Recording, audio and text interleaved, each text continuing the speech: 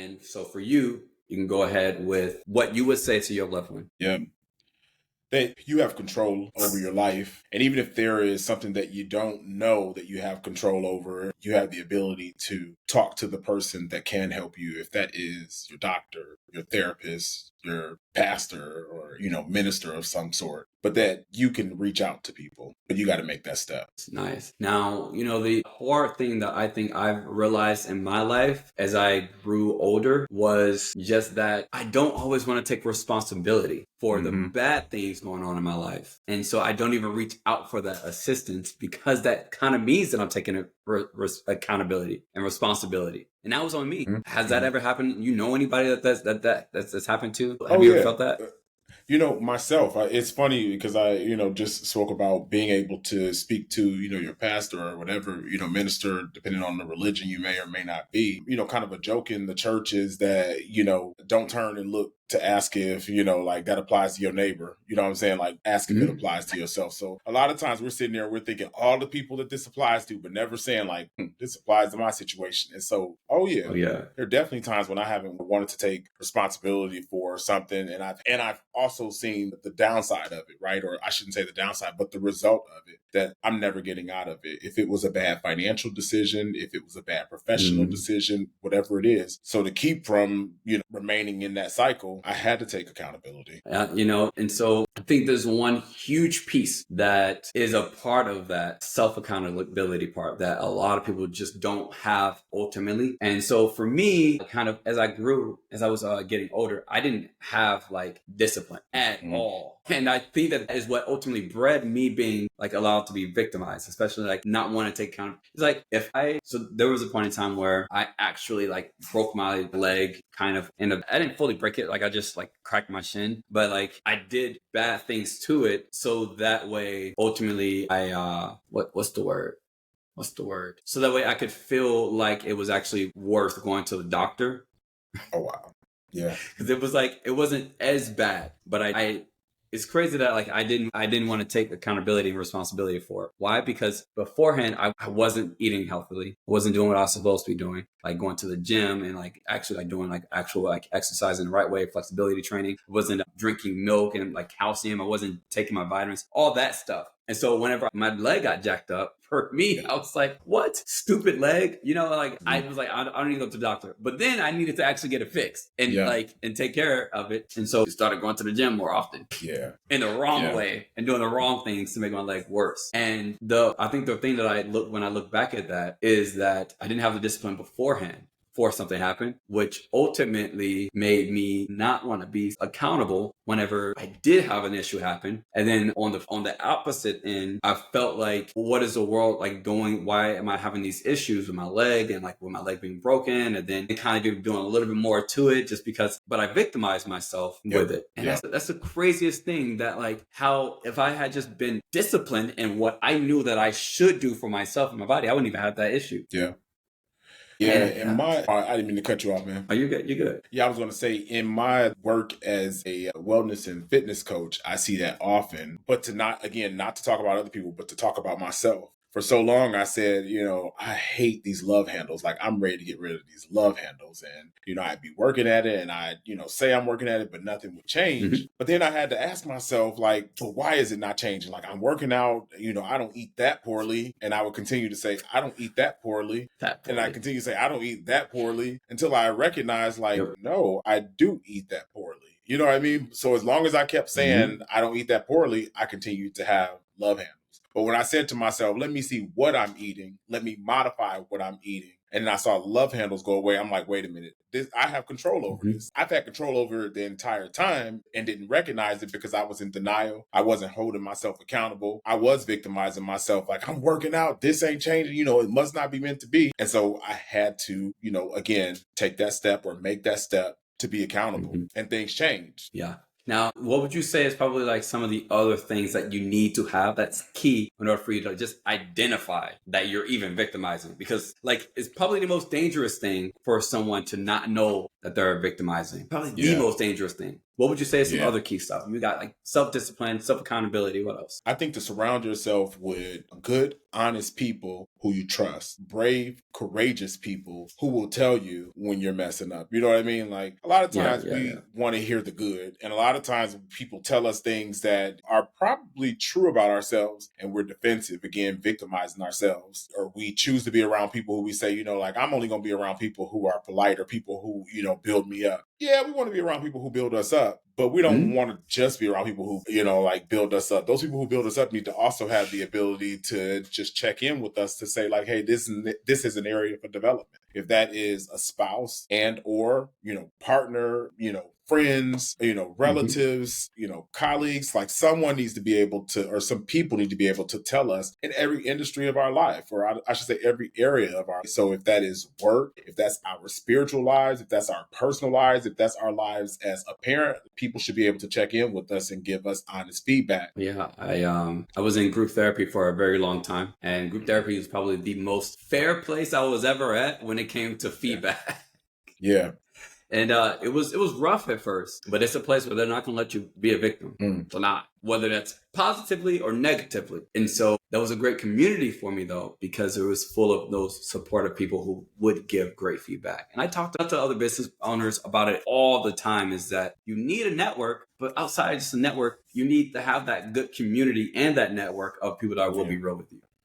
Because, you might be going through stuff and everybody's going through stuff. It don't matter what. But I think having a community of other people who are also going through stuff helps out, like you said. I'm not sure if I told you this before, but there was a guy, and I promise you, I can't remember this guy's name. I wish I could remember his name. He worked at the gym, man, and it's he more was on the podcast that you can't remember. Exactly, right?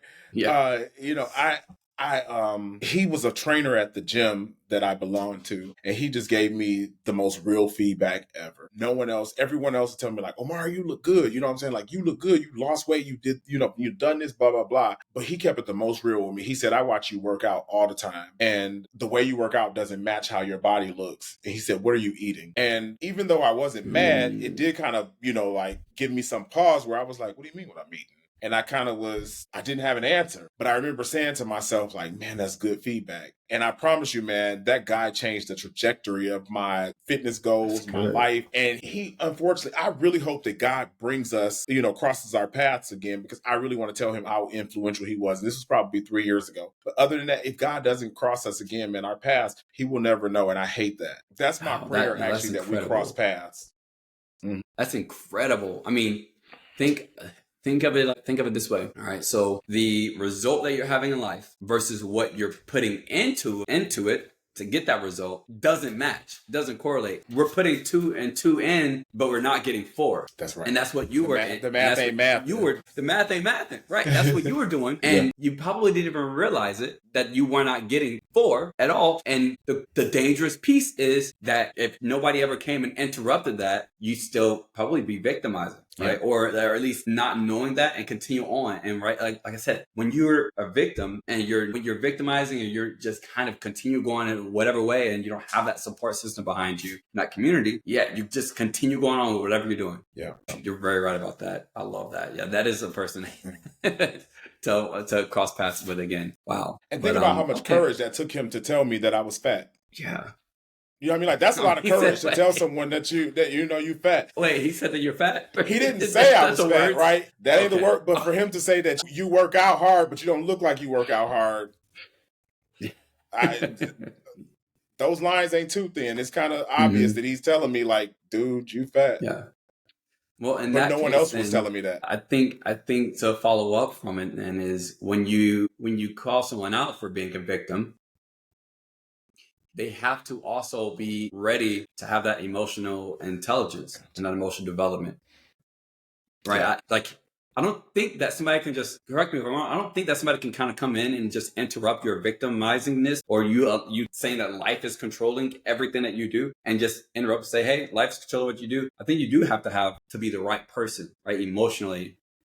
If let's say that you were not in that position of emotional intelligence at that point to accept that feedback, how would that have changed or change how you responded or reacted? So I think it could have made me respond in a very defensive way. On top of responding in a defensive way, I would have never received it. I would have come home. I would have told my wife. In fact, I can tell you I did come home and tell my wife. And my wife, I love her, but she's going to be like, baby, you look great. You know what I'm saying? Like she's, she is not going to be like, yeah, he was wrong or whatever. I'm sorry. She's not going to say, yeah, he's right. She's going to be like, baby, he's wrong. Yeah. Don't let him talk to you. Like, she's going to. And I love that, but I also know that about my wife. So I'm not going to come to her to ask her about that. You know what I mean? She's the exception. She's the exception to the whole community of feedback. Yeah. She ain't going to, she's going to support me and be like, baby, you're fine. Don't worry about him. And so I think what we have to do is, as you said, we have to bring ourselves to a level of maturity, and it's not easy where we can receive feedback, because in the event that you are not in that space, no one can ever tell you anything. People are thinking things about you and want to tell you, but no one will ever tell you, because they'll say, oh, Omari always blows up, you know what I'm saying? Or, oh, Omari always shrugs things off, or, oh, Omari, he ain't trying to hear that. And so people stop bringing things to you. It's kind of like in the event that I invite you to, several parties and you continue to say no, at some point, I'm going to say, Charmin ain't interested. He ain't coming to no parties. I ain't gonna even invite him. And so what I will do when people invite me to things, because I am super social and do love, invitations, is I'll say, I can't make this, but continue to invite me. Anyone will tell you, I'll say, continue to invite me, because I don't want you to take the, hey, I can't come this time for knock. I want you to know that I'm open to it. So in the same way with feedback, I will say, thank you for giving me that feedback. I really appreciate that, because I want to create an environment where that person can give me feedback. I'm not saying I'm allowing everybody to tell me about myself, because I'm not, right? Like, I'm a professor and I am just not into letting students tell me about who I am as a person. Now, they can give me feedback as a professor to say, like, hey, I feel like, you sped through information. I feel like you don't respect students. But, like, they can't tell me, like, I think that you're a trash dad. You know what I mean? Like, that's just not their role in my life, So, right. Yeah. That's, and this, you said, you kind of gave the example about the inviting me, like, no, but please continue to invite me. I love that, because for me, I had a whole period of mental health, mental depression, where I had to be invited to places knowing that I was not probably going to end up going. And then when people stopped, then I felt like, well, my friends don't care about me. They don't want to hang out with me. Yeah. Victimizing, right? And control, and letting everything else control me, not taking accountability, not having the discipline to be able to at least let them know, one, I don't want to be there, or being able to follow up and say, hey, no, I don't want to go this time, but continue to invite me. It takes just that phrase right there alone already takes the control into your hands, because okay, well, yeah, no, I don't want to go, but I do want to continue to get invited. And you put it out there. Now, if somebody else doesn't invite you, well, you put it out there and still whatever. But I think it automatically still keeps some of the control in your hands of life. And kind of to bring it all the way back, if you had to explain what success looks like after opening your mind to not letting life control you, what would that look like versus before you let life control you? Yeah, I think that success looks like being able to see how before you were very different, right? So again, that guy telling me that, when he told me, even though, it gave me some pause, I was not offended. Like, I even talked to my wife and friends about it to say, like, I wasn't offended. You know what I mean? I actually appreciated him telling me that, even though it stung a little, right? It was kind of embarrassing, like, but I'd rather be embarrassed and get the message than to not even recognize I should be embarrassed, you know what I mean? And continue along that same route of eating what I was eating and, continuing to, grow in terms of visceral fat, right? Things that make you more likely to, have elevated levels of cholesterol, elevated blood pressure. Who wants all that and you working out? You know what I mean? Like, the whole point of working out is so that you don't have all of that, So I would rather be embarrassed, someone call me to the carpet on it and change my behavior, than to not. And I think that's success, being able to say, like, years ago, oh, he couldn't have told me that. You know what I mean? Like, I'd have been offended. Success is being able to be like, you know what? I'm not perfect. And someone telling me that I'm not perfect is okay. Very nice. Awesome. So thank you, everyone, for actually being able to join in, watch the podcast. I'm extremely excited to have Omari here, specifically because this gentleman has a background that is extremely vast, from different areas that you would never really imagine pairs up. You've heard him talk about, he's a professor, right? He's a full-time professor. He says an associate professor, and correct me, Omari, right? Associate professor of instructional leadership and professional development at Towson University, which I did some research. Towson University is pretty known, and they do very well with business management and administration. It's like the top thing that I saw. Sounds pretty cool. But the crazy thing is that outside of being a full-time professor, like your background, you're actually a sociologist. Correct. Right. Went through all the schooling, the education to become a sociologist. And you don't look like one. What we would typically, I mean, what would you say like the typical sociologist looks like? That's funny because I actually think that I do look like the typical sociologist. Can I throw that question back at you for a second to ask? What do I look like? I mean, I guess, I'm not going to be offended. I just really want to know. Okay, I guess maybe it might be the glasses piece, but I think of sociologists and I think of someone who deals with social interactions with people all the time. There's somebody who is extremely, extremely approachable to everybody. Not that you're not approachable to everybody, but a lot of times people see those bodybuilders, those fitness gurus, and they are turned off from even approaching them. This is just a whole different realm, right, for them. Yeah. And so that's what ultimately, like, we would kind of imagine is somebody who is very approachable to everybody. Now, my idea of what sociologists are might be completely thrown all the way off.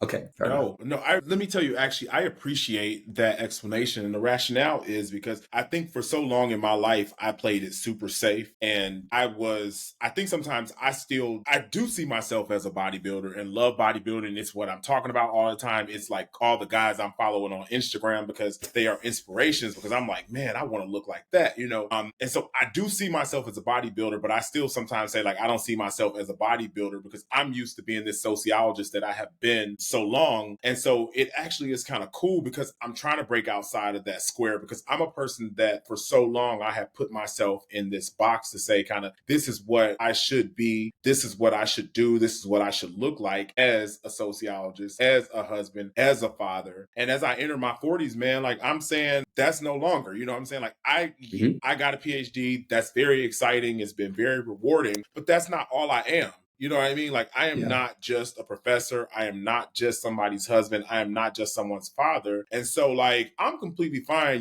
being out, in public. And it's funny, my wife and I call it catching, you know what I mean? And, a woman, finding me, attractive. Like, why shouldn't I be okay with that? You know what I mean? Or someone being like, man, like, you got really great abs, or, something like that. Like, that's cool. I can be that and be a professor. But for so long, it was like, I'm just a professor. And so I'm really trying to change that narrative. And my hope is that in changing that narrative for myself, that I inspire other people, but especially other Black male professionals, to not relegate themselves to what society has placed on us. Again, society so often places us in that box of being criminals, anything that is negative. And so many of us try to do the exact opposite to please society, and we don't have to. Oh, yeah, exactly. I think I find that as well. I mean, I was actually on a webinar panel last night, which obviously when you're watching this on recording, but I was on a webinar panel last night that my mom actually showed up to support. And she knows, what I do as a business owner, and she's kind of seen the transformation. But for her, what she sees as a business owner doesn't look like us. Yeah. And she's my mom.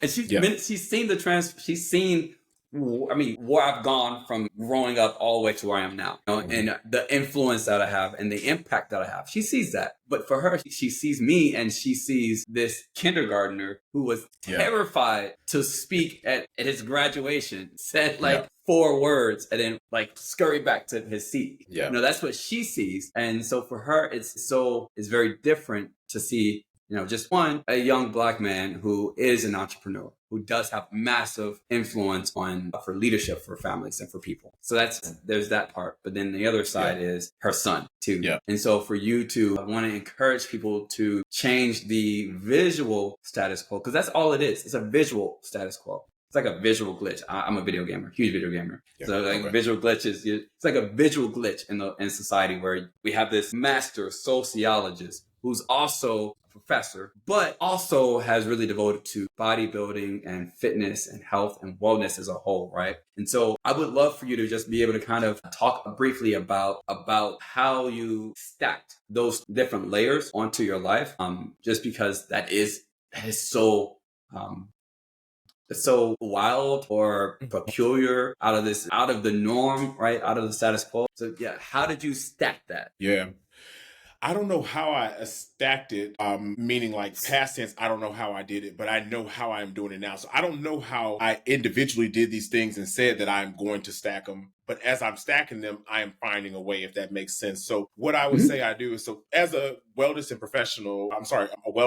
fitness professional, and also a professor, I'm always trying to bring those two worlds together. So, well, not might, I just recently wrote a grant proposal seeking funding to build a program in a Baltimore City high school for boys that is, centered or rooted in wellness and fitness. And so again, there's my interest in bodybuilding coming with my interest in education, because I work in the College of Education and teach education courses. So that's bringing those together, right? I think that the two worlds are seen as separate when we look at bodybuilders and in our professions outside of bodybuilding. And so on Instagram, my name is the Bodybuilding Prof. Right. Because I do think it is an interesting sort of clash, so to speak. When I look at training leaders, I work in an instructional leadership program. So, our students are coming back for their master's degrees and their certifications to become leaders in schools. I recognize what wellness in myself can do in others, right? So I look to train leaders to ensure that they enhance their wellness and their fitness, because whatever they do in terms of their personal lives with wellness and fitness bleeds into their personal lives as partners, 100%. right? Romantic partners. It bleeds into their lives as parents. It bleeds into their lives as leaders when they are teaching students or leading students. And so I'm just trying to bring all of that together. I don't know how it will look in the end, but I'm in the process of it now, if that makes sense. And why would you say perfectly balancing or blending it, bringing it together is necessary? What is it that you want? What is the cause? What is your vision with it? Because it's not something that people typically, there's two very different industries. Yeah. They are two very different industries. So I think the bodybuilding and being a professor are two different industries, but the process to becoming a bodybuilder, I think, enhances my ability to succeed in my profession. The discipline that you need to be a bodybuilder, like you have to work out. There's no like, I don't feel like it. You know what I mean? Like you have to eat properly. There's no like, I just eat whatever's available. On top of not eating what's available, it means you have to plan in advance. There's no like, oh, I guess I'll eat this because, like I'm out and about. It's like, no, I stop and think, where am I going today? And how long am I going to be gone? I need to carry this amount of meals with me, or I need to carry this number of snacks with me. Or either before I go, I need to make sure this restaurant has food that can accommodate my diet. And so that's kind of how my life is as a professor. No, I share with people that as professors, we don't undergo reviews very often at all. Like we generally will have a review maybe in like our second or our third year. And then after that, maybe like the fifth or the sixth year. So you can go 2 or 3 years doing absolutely nothing and no one knows. It's not wise for you, because when you get that final, checkup, which comes at tenure and promotion, which is usually in like that 6th year, that 5th or 6th year, in the event that you haven't been doing anything those 5 or 6 years, right, then people notice. But the reality is you have to plan in advance to say like, this is what I want in 6 years. And so because I know I want this in 6 years, I have to plan those, those micro steps or stages that'll get me those to daily that. habits and things. Yeah. So fitness, you always have to be on it and always have to be, I don't want to say progressing, but growing, No, especially specifically you do have to bodybuilding. always progress. 1%. You have to always progress.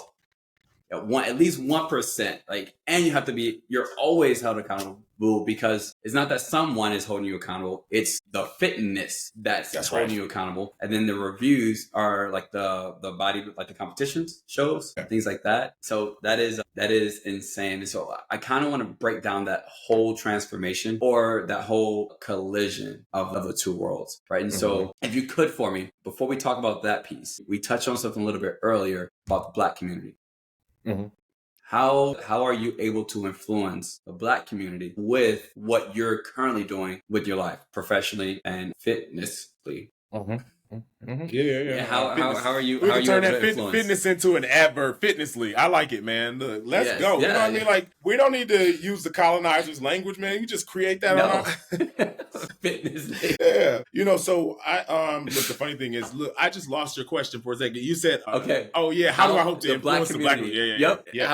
Fitnessly. Fitnessly. I just really want people to see that, like, I'm a regular smegular guy. You know what I'm saying? Like, I am like a dad who has a son who cops attitudes with me. You know what I'm saying? But then I'm also a dad who has a son who, like really reveres me at times. I mean, like this cat a lot of times, will tell people that I'm a bodybuilder. And it's so funny. He has a friend at school whose father is a former Ravens player. And so he's talking to his friend when I was serving lunch duty a couple of weeks ago. And he's telling her like, yeah, my dad's a bodybuilder. And I'm like, but her dad is a former Raven. You know what I mean? Like this is something I do on the part-time. Like this is what he did on the full-time.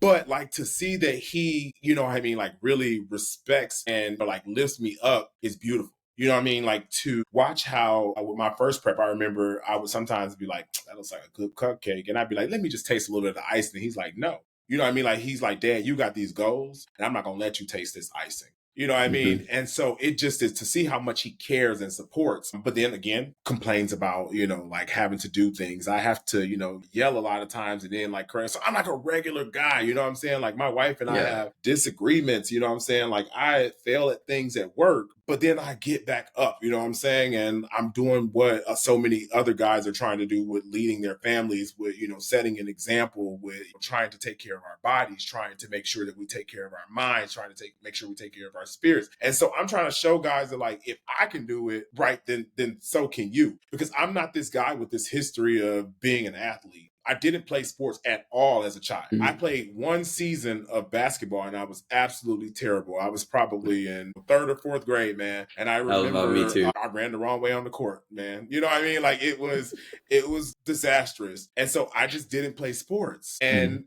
so I want to show guys that you don't have to be an athlete, you know what I mean, to look fit or to enjoy, fitness. You don't have to have a history of it. You can start later in life, right? I did my first bodybuilding competition at 41. I was competing against 25-year-olds. And again, I got the trophies and the pictures to show it that I beat a lot of younger guys. I was the oldest guy competing, man, and I beat younger guys out. Wow, that's awesome. And so that is awesome. I said to myself, if I'm a regular guy who just started working out, you know what I mean, in my late 30s, and I did it, why can't you? Mm-hmm. Exactly. Yeah. Wow. I got a demanding schedule. There's a lot of Oh yeah. You know what I'm saying? I got a demanding schedule at work. I got a son. I'm super involved in his school, man. I was the president of the, of the parent association. The parent association is a big deal at his school. You know what I mean? It is like, kind of running a department in some ways. You know what I'm saying? Like we have lots of members on the board or whatever, and we work well together, but it's still a lot of responsibility. So I was presiding over the board. I was, going for tenure at work, married, like doing all these things. And I still did. Oh, we can do it. Man, I really, I gotta say, first off, it's weird to say thank you for taking care of your son or your family, but it's not often that we're taken care of by our dads, or have them in our lives, and even just in a basic level in our lives, not like with us in our lives. And so that's really encouraging for you to be there, with Thank you, him, man. with Thank your you so family. much. That's awesome. It's very awesome. And so I kind of want to talk about how first, when it comes to, bridging the two sides of or really the three, sociology, also being a professor, and then also being a fitness bodybuilder, how did you start to how do you show your passion for all three combined? Yeah.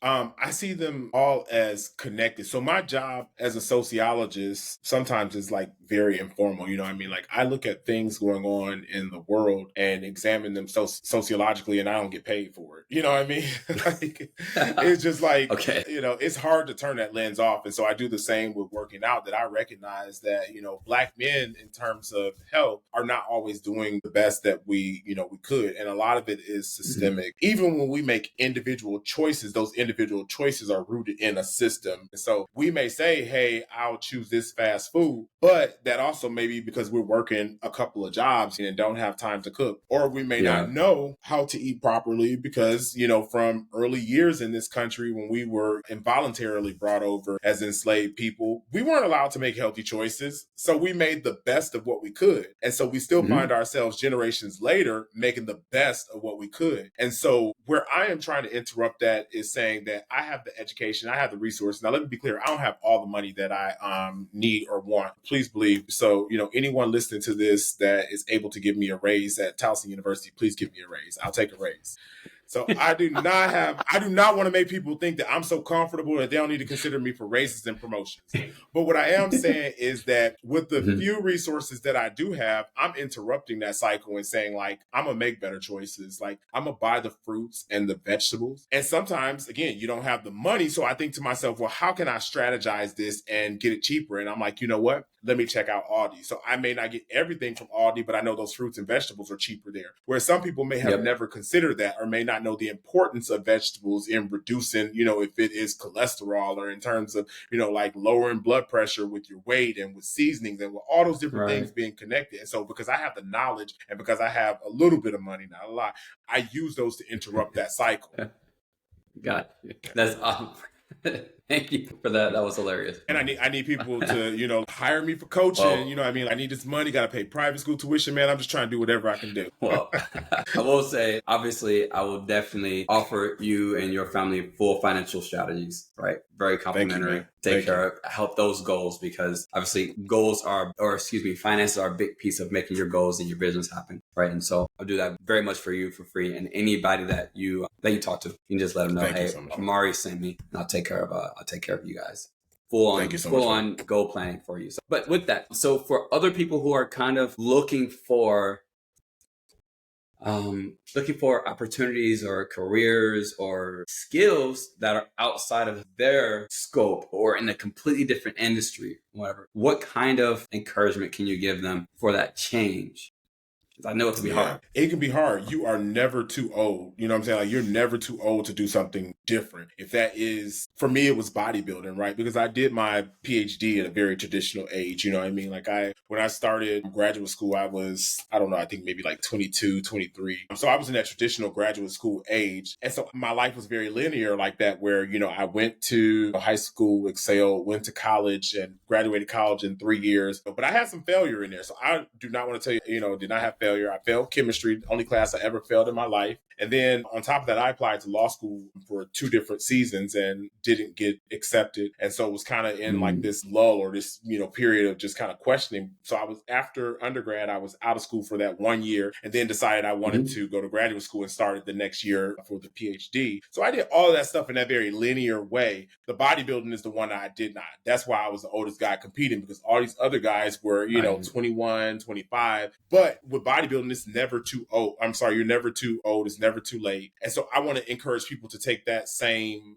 mindset when it comes to if it is going back to school. If it's maybe making that transition with work, right? I never had entrepreneurial interest at all. I saw myself as a professor. Lots of my friends and family can tell you, like, they're actually laughing at me now that I have a wellness and fitness coaching business, because before I said, like, I don't have time to be doing that and being a professor, but I found a way to, to merge them, And so it's never too late to start that new business. It's never too late to say, you know what, I might be 40, but I want a child. I know society is telling me that I'm going to be an old parent or whatever, but like, that's not what I want for my life. And I have, a lot of, or a decent number of friends from high school who are becoming parents at 40. So it's just like, take that mindset and tell yourself it ain't too late. My mom had a kid when she had her 6th kid when she was about, I'm trying to do the math. If I was 17, that means she was 36. Okay, so she wasn't necessarily 40 just yet, but she had her 6th kid. I had my baby brother in my arm. Registering for my senior year of high school. That's funny, man. Is that your baby? That's what I was going to say. No, that's not my baby. Yeah. But no, thank you for that, because I think that is huge. It's very huge because you take control of the things that you want for your life, and you actively go in and build on your skills and your knowledge for that. And nobody's going to stop that from you. Stop you from doing what it is that you want to do. Right. And that's great. So for anyone who is interested in following his bodybuilding journey, you can follow his Instagram. Your Instagram, once again, is bodybuilding prof, PROF, right? For Instagram, or you can follow his professional education journey on LinkedIn. And what was your LinkedIn? It's Omari Jackson, PhD. Beautiful. And you can find that in the descriptions as well. But So I want to go ahead and talk about 3 tips, right? And so, in every episode that I do, we have 3 tips of the week for us to encourage the viewers, and they're always typically actionable tips. But the first piece that I want to actually learn from you is some of the experiences that you've had, some of the things that you've learned as well, and then afterwards talk about some of those really good actionable steps. Like, hey, in order for you to get better in this area, do this week.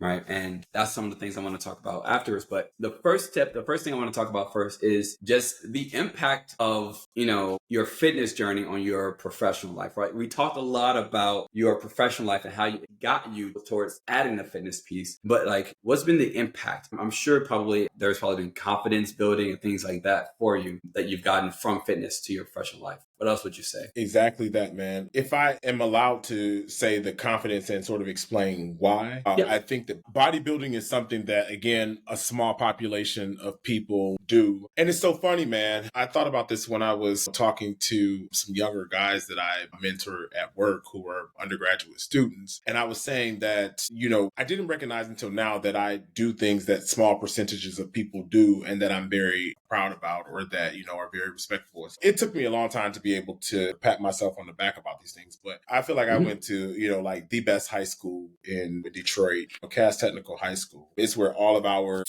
city leaders, celebrities and, things like that have gone, Diana Ross, Kenya Moore, nice. Kwame Kilpatrick, lots of, people that you've heard of. Big Sean, you know what I'm saying? All those different, he's way younger than me, obviously, but the other people are way older than me.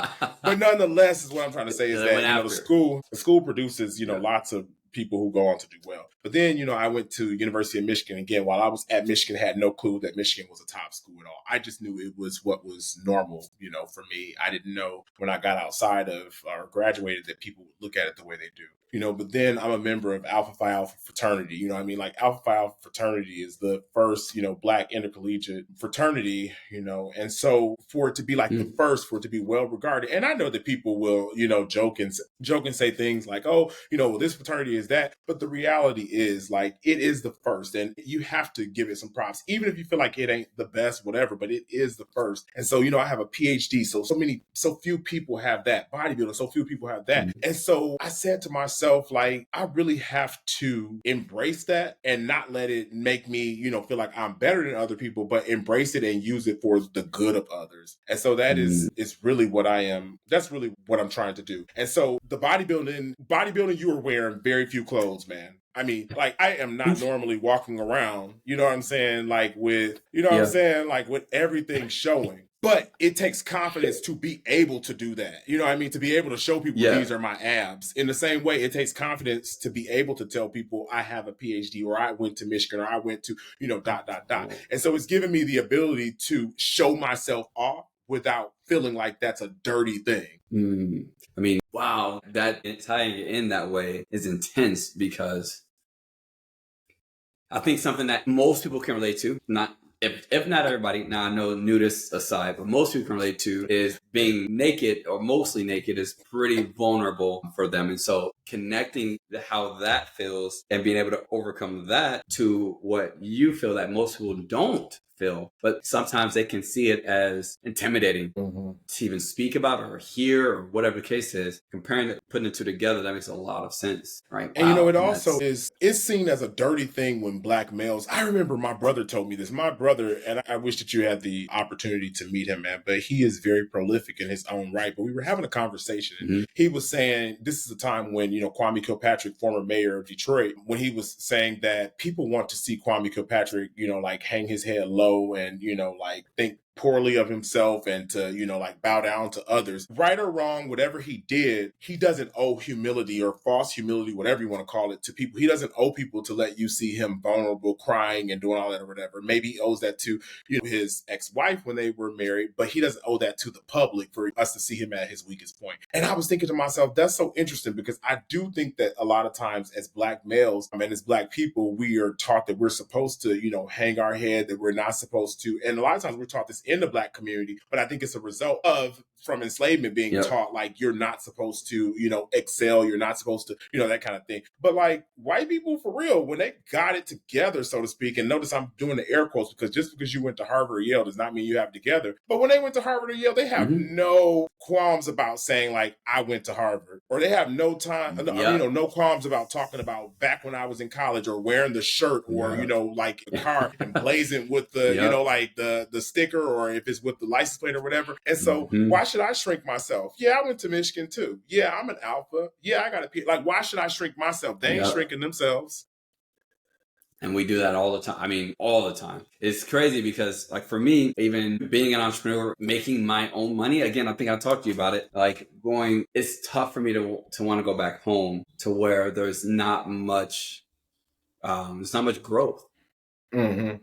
Like for the most part, everybody's the same. Everybody's carbon copies of each other. And it's not that they don't want to see people make it out or do better. It's just that that's just not the culture. Like the culture isn't to openly explain that you want to see people make it out and do better. And so when you come back, or you're talking about the things that you've done, a lot of times you could feel really pushed down into a box because people won't accept it, which in turn, whenever you're actually building things up, like I want to be able to go back home and be proud of what I've done. And if I can't do that, if I can't be proud of what I've done, probably not going to have the confidence to do what I am doing. Right. Yes. That's, I love that you were able to kind of piece that together. So, do you have any kind of like real life examples of other people that you've come across in the fitness industry outside, or that have other skills outside of fitness industry, and like how they are maximizing what they do? So there are guys who I follow on Instagram who, it's funny, I used to watch Wendy Williams with my wife. Yeah, I did. I was not a fan of Wendy Williams. My wife was a fan of Wendy Williams. I don't think we're ever fans. I just think that we see humor in certain pieces. Yeah, for sure.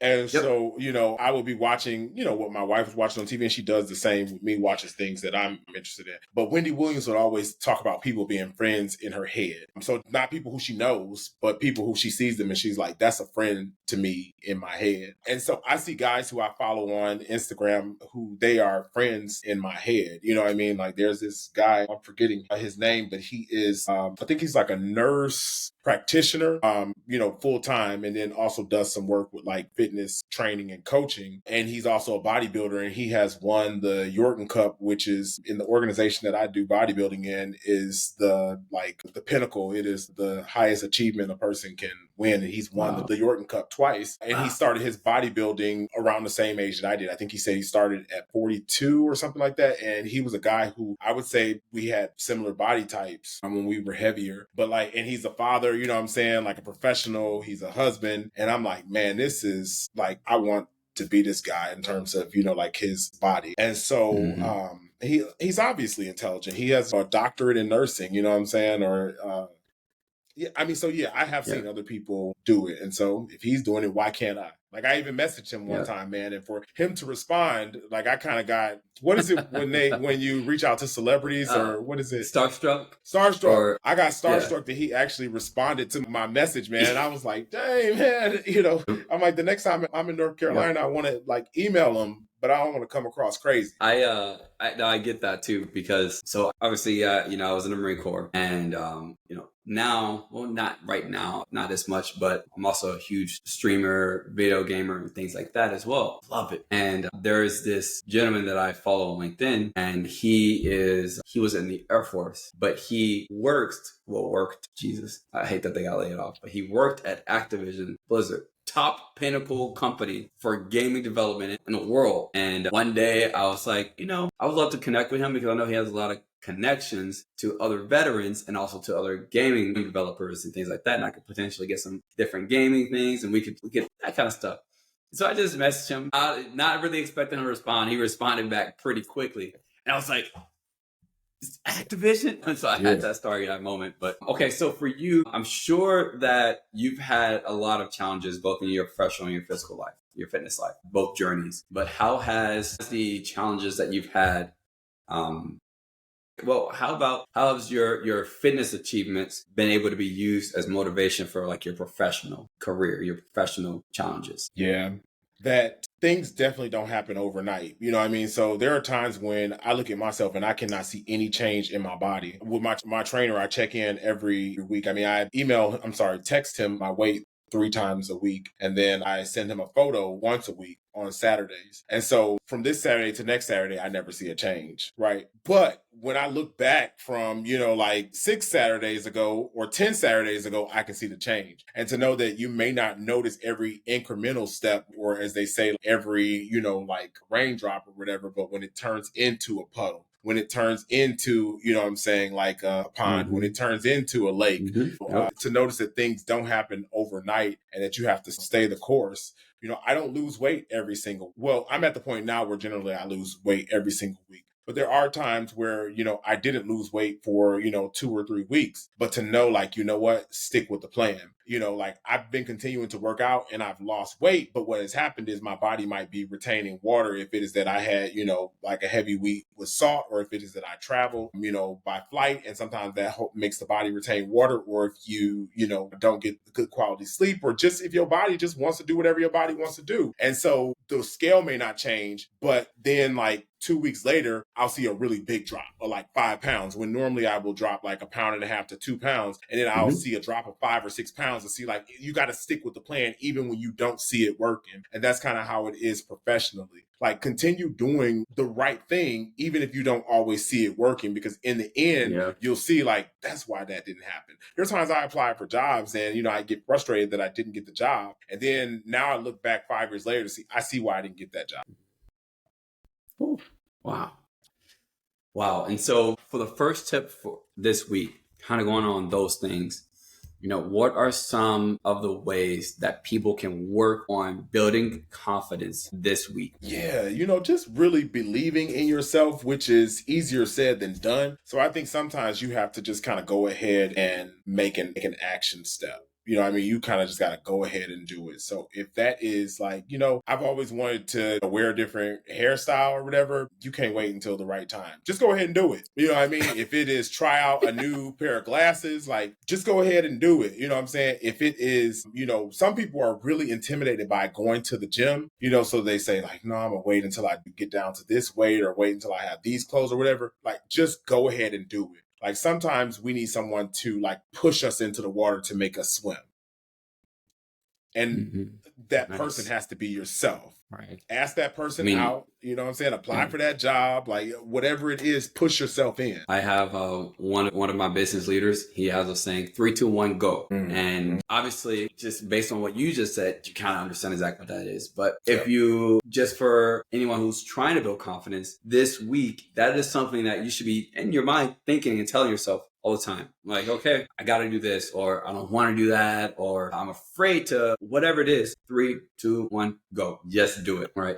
I think that's a really great step. I would say also being able to like have a clear image of what success is for you will help out too. And so I think I would say like actually sitting down and writing out, drawing out, maybe build a vision board of something, especially like in the fitness world too. It's easy to like just draw visually what you want to see, what you want to look like. It's easy to like kind of say what the success would be for like numbers and Y's and things like that. Professional careers are a little bit different, because professional careers, especially like where you're an educator, a lot of the reasons you're educating is for the development of other people. And so kind of visualizing the success there has to be centered around other people. But I think visualizing it is so key for people this week to practice, because if they visualize success, they can visualize themselves getting there. And if they can visualize themselves getting there, the only difference is the actions that they're going to do. Visualize the success, visualize themselves getting there, that who they become and what they do. And they start to do those things much more confidently. Like if they are afraid to just go to the gym. Can I actually sit down and write down, I want to lose 50 pounds, over the next 2 years or something like that, right? And that will be successful. And like actually think about it, ponder on it, meditate on it. Things like that will ultimately help whenever you do find 3, 2, 1, go. You'll have a little bit more confidence to be able to just step into the gym. Anything else that you would kind of suggest? Let's see. It's funny, there was something on the tip of my tongue and I didn't want to interrupt you. I wish I had written it down, and I can't remember what it was. Wow, that sucks. I have everything written down. I know. Oh, yeah. Was it? It was about visualizing success, having a mental image, basically. That's what I was going to say. Yes, I was going to kind of piggyback on what you were saying. So it's not a completely new idea, but it is sort of an addition to what you were saying. But I think a lot of times, especially in the wellness and fitness coaching, what I try to do with my clients is show them the things that they have done. Because when you show them the things they've done, it gives them hope that they can do other things. And so if I took that again and, applied it to my life, I was more confident in my first show than I thought I would be, my first bodybuilding show. But I'm even more confident going into, I had a second one.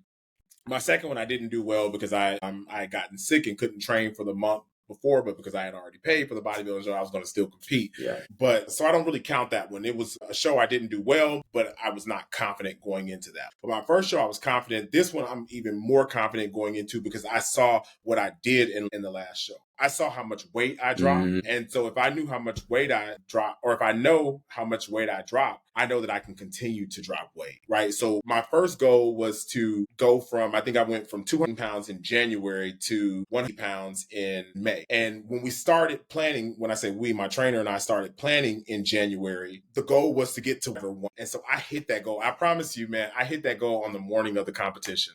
The day before, I was still not waiting. I woke up that morning, man, at 6 a.m. I weighed myself and I sent the text to my trainer and said, man, on that morning. And so if I drop from 2 to, and the goal for this competition is to be, and so if I did it before, why can't I do it again, right? I think looking at your past successes gives you hope for your future successes. But you got to make that step to start achieving that first success so you can use that as history to predict your next success. But you got to make get that them step. wins. You got to make that step. Let's go. Get them wins. Exactly. Those little small wins are very key. And you can't forget them. A lot of people, they don't appreciate them like they should. But right. And I am definitely. I am where I was for my first competition, and I still have 9 weeks left to prepare. So if I got 9 weeks, I know I can better myself. I just got to stay the course. Your first competition was how long ago? Last May. So what was that, about 10 months ago? Yeah. Wow, that's crazy. That's insane. Yeah. Wow, man. And so that's awesome because I know one key thing to taking control of your life is actually having the confidence to be able to do it, right? And all of the things that we just talked about is going to be very key. So that's great. Second thing that I want to be able to talk about, second tip for everyone to do this week is how not to be afraid to excel. And we see it a lot. We talked about it too, especially like in a Black community, specifically in the Black community as well. But also stepping out there with business ownership and entrepreneurship, with career changing and adding or, moving around, like all these different things, right? We could be terrified. I've been there. I've been terrified to be amazing and to be like top dog. I am now, and I love that I am now, and I appreciate what now. And I think before I kind of get some of your insight, I think one huge thing it just left my head, and that is one thing I don't have written down. I'm gonna think about it, but I'd love to hear your insight on being afraid to excel. Sometimes we are afraid to excel because it makes you hyper visible. I am hyper visible in everything that I do. Like as a Black male professor, I am hyper visible. Like people see me and they are just kind of, I think they are intrigued and sometimes just like, I wonder what that's like. And I get it. Because I grew up like that. I didn't know a lot of professionals growing up. I had an aunt she's still, alive, but she is a physician and has always been like a life mentor, of mine. But that was the only professional we had in our family. Other people did, blue collar work. And that's no shade. My father was a blue collar worker who, sacrificed a ton to, put me where I am today. And I'm eternally grateful. In fact, I need to tell him more often how eternally grateful I am. But my aunt was the only professional I knew in our family. And I was just always curious, Like when she and her family would, travel to different international places, I'd be like, man, I wonder what that's like. You know what I mean? Or like when I would see places that, they would live or, things their children would do and say, I'd be like, I was just intrigued. So I get that people are intrigued. You know what I mean? I do have a pretty cool life as a professor. You know, I got a research project in South Africa. I go to South Africa regularly. When I go to South Africa, I enjoy a lot of really great culture. You know, I, as a professor, spent 5 weeks in Senegal a couple summers ago and, you know, was chronicling it on social media. You know, I mean, we did some really cool things in the community. We also did some really cool things that were like fun vacation type things, you know, staying at resorts and things. And so, like, I do live a very cool professorial life, and I'm grateful for that. But it's hyper visible because typically, like, even when you go to Africa, they are not used to seeing Black Americans. So sometimes they're just kind of like, wait, you're from America? Because they think that Americans are white. You know, and so but you're hyper visible no matter where you go. Additionally, you know, as a middle class Black person, because I study middle class Black folks, whenever you shop certain places or when you travel or when your child, you know, my child goes to an independent school, you know, my child plays golf, you know, he does all those things. You're hyper visible. You know what I'm saying? Like, people always see you more than they see other people. As a bodybuilder, my friends and family, all of my friends on social media, I'm hyper visible as a bodybuilder. So if I eat a cupcake, then people are kind of like, you eat cupcakes? When everyone else is eating cupcakes and nobody is looking at everybody else stuffing their face, you know, with cupcakes. And so you're just hyper visible. So when you excel, you have to be willing to, you know, recognize that people are going to notice you, and you have to be okay with it. Yeah, that's so very true. I remember what I was going to say, and I'm going to actually kind of tie it into what you just talked about. So for me, when it comes to having been afraid to excel, I think it's because I've been afraid to take huge, bold steps. And the one piece about being afraid to take huge, bold steps is that it stops you from having huge, bold success. Yeah. Right. And for me, that terrifies me, the huge, bold success used to, because I didn't have to keep up with it as well. The huge, bold success with that, the huge, bold steps that I consistently also have to take, right? That self-discipline piece that we were talking about from earlier, right? If I'm controlling my life, then I have to make those steps. And that used to terrify me. That terrifies a lot of people. Now, kind of tying it back into the hypervisibility. Hypervisibility. There we go. Hypervigilance. I'm like always watching out for stuff. Hypervisibility. I'm a high visible. But tying it back into that is when you make huge, bold steps, every step that you do make is also extremely visible to other people. And so even with having success, even with wanting the success that you want, there is like that barrier. There's this fear that you have to overcome when you know the necessary step, if you know the necessary step, which again, if you don't know the necessary steps, those are things that you need to write down to be able to visualize your success. But when you find that big, bold step that you need to take, that's only part of the journey. And so for you, what kind of big, bold steps have you neglected taking that could have changed your trajectory? I am very happy with the work I do as a professor, but I also think that there have been so many other things where I have not stepped outside. Sometimes I don't know what I would end up doing because I didn't allow myself to step out to all these opportunities. Which, if I can take this a second and stand on a soapbox when people talk about, you know, college is not important, and when people talk about general education classes are not important, I want to debunk that with every bone in my body, because we don't know what we're good at. We don't know what we're interested in until we're introduced to all these different things. You know what I'm saying? So sometimes I see jobs that people do and I say, like, I didn't even know that was a job. Like, I didn't even know people could get paid to do that.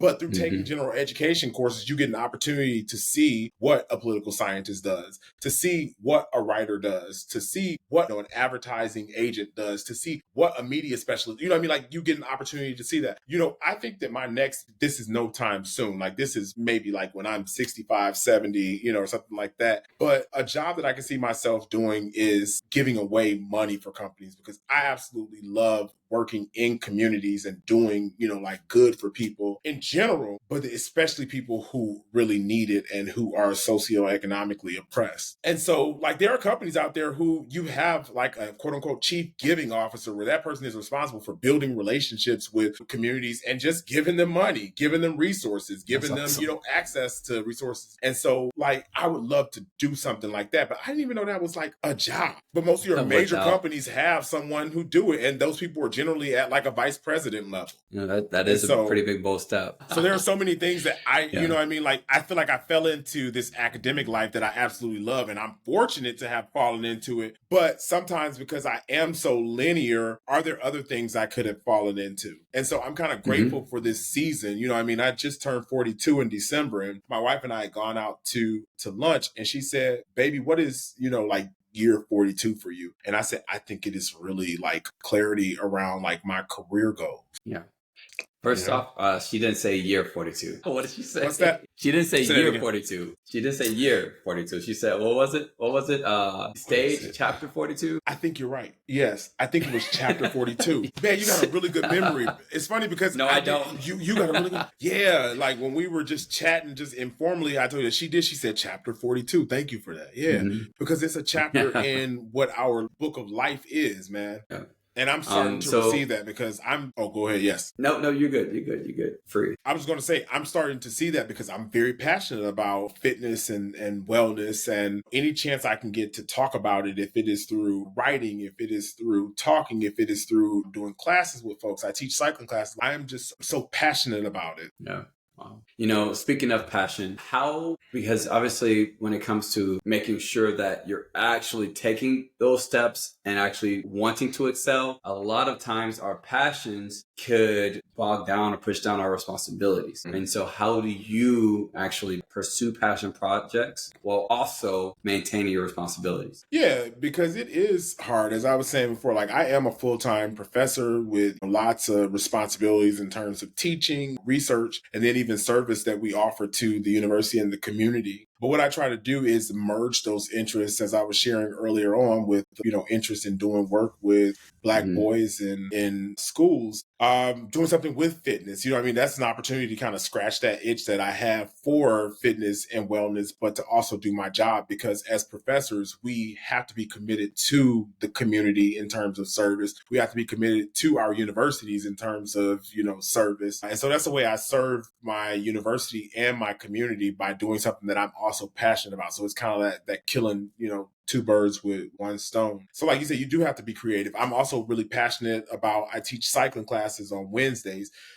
I teach that class at 6 o'clock in the morning, or 6:15 in the morning, but practically 6 o'clock in the morning. But I get it done before my regular work day starts. You know what I mean? So I'm able to still work with a group of people on all, because I'm in the class with them. So I'm, growing in my fitness and challenging myself, but I get it done before I start work. But I also work out in the mornings before I start work on other days as well. Wow. And again, that's a way for me to teach and inspire people, but to also get a workout in. So it's kind of a 2-for-1, right? Yeah. I also get a gym membership. So I'm saving my family money by working at the gym, that one day a week. So it's like, it's all like God is just kind of all woven it nicely together, if that makes sense. So kind of to wrap up, not being afraid to excel. We talked about, having that highly visible status all the time, and then needing to take big, bold steps. What are some common barriers that taking those bold steps can have, and how would you recommend overcoming them? For me, I share with you my religious beliefs. I'm a Christian, and my walk with Christ has really helped me. Like, there are so many times when in my spiritual walk, the devil has told me, you ain't big enough for that. Or why would you even go out for that opportunity? Or your body don't look like this, or you don't have that experience, or this and that. And I just have to remember that I'm built in God's image. And so in being built in God's image, I know that he didn't make any mistakes. And I know that he is all powerful. And so if he's all powerful, that means that I am all powerful. And so when the devil, tells me you shouldn't do that, it almost makes me say, it makes me say, you know what? It's something good about that, because someone's trying to keep me from it. That means I need to do it. Mm-hmm. There's two things you said right there. So I want to talk about that piece right there, because when the devil's working on me, that means something's good's coming. There's going to be so many obstacles. He don't mess with weak path people. To success. Yeah. There's going to be so many obstacles on the path to success that are always going to come. And I kind of like to think of it from a scientific perspective. Now, You probably know better than I do, but Isaac Newton's law of energy or law of motion, for every reaction, law of reactivity, for every action, there's an equal and opposite reaction, something like that, right? Heard it, but the year my friends took physics, I actually moved and I took anatomy, and so all those physics references I don't get because I never took physics. I like to put it into that perspective where there's an equal and opposite force, right? Just like Christ, right? You have Christ, you're going to have the devil. You need to have the opposite, right? And so it's the same thing with greatness. While you're having greatness, there's also going to be the opposite. Right? All those obstacles, all the challenges as well. And I think one thing is just that being afraid to excel, a lot of people see those obstacles and those challenges, but they don't realize that on the other side of that mountain is that success, or probably another mountain, which might be okay, right? Might be another mountain, might not be anything at all. You probably got to keep going down the trail till you get to the success. Right. But it's right there. The only other thing on the other side of the last obstacle is success. Right. And it's because you have those equal and opposite reactions. Right. You know that if the devil's working on you, it's because you got something good right there. And in my business right now, a lot of the individuals that are in my team back in January were struggling. We're having a lot of personal issues. We just had a record-breaking month in February, shortest month of the year, record-breaking month. The most achievements, the most new certifications, the most people helping train other people, the most people bringing other people into business, the most people helping families out. The best month. And we had the worst January. Like my truck got stolen. I had a lot of other business partners of mine in my team specifically really struggling, and we just had the craziest month. And that's not something that we could have predicted. But what I did say was let everybody know, hey, we're all going through the suck right now. Something great is about to be here. Something great.